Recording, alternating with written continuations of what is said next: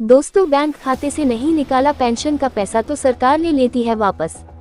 जाने क्या है नियम। अगर आप भी पेंशन धारक हैं और कई सालों से पेंशन नहीं निकाल पाए हैं तो आपके मन में भी सवाल आता होगा कि अगर आपने अपनी पेंशन नहीं निकालते तो सरकार क्या करती है। आइए जानते हैं। भारत में पेंशन योजनाएं लाखों लोगों के लिए रिटायरमेंट के बाद का आर्थिक सहारा है, लेकिन एक आम धारणा है कि अगर पेंशन का पैसा बैंक खाते में पड़ा रहे और उसे नहीं निकाला जाए तो सरकार उसे वापस ले लेती है। लेकिन क्या ये सच है? आइए तथ्यों पर नजर डालते हैं। बता दें कि सामान्य तौर पर सरकार पेंशन की राशि को सीधे तौर पर वापस नहीं लेती अगर वह आपके बैंक खाते में जमा हो चुकी है, लेकिन कुछ खास परिस्थितियों और योजनाओं में नियम लागू हो सकते हैं जो पेंशन को प्रभावित करते हैं।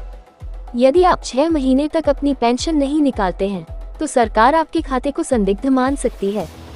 ये सुनिश्चित करने के लिए किया जाता है कि पेंशन का लाभ केवल उन लोगों को ही मिले जो इसके हकदार हैं।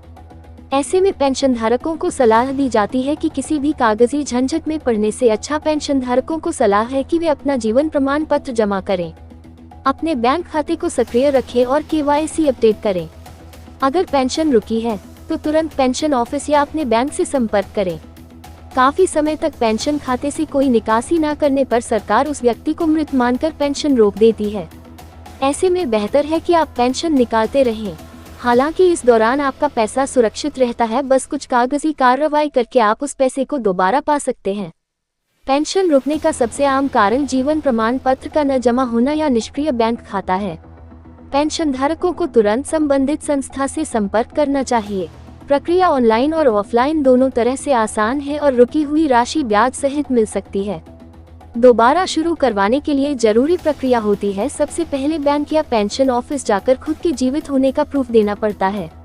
इसके लिए लाइफ सर्टिफिकेट जमा करना पड़ता है। साथ ही लिखित आवेदन देकर ये स्पष्ट करना होता है कि पेंशन क्यों नहीं निकाली गई और दोबारा शुरू करने की रिक्वेस्ट की जाए। सभी दस्तावेजों की जांच के बाद और सही प्रक्रिया होने पर पेंशन दोबारा शुरू हो जाती है।